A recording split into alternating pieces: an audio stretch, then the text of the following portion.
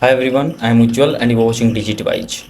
In this video, I am going to show you how to always ask before ChatGPT uses connected apps on PC or desktop. So ChatGPT can connect to supported apps and services to help you to complete tasks more effectively.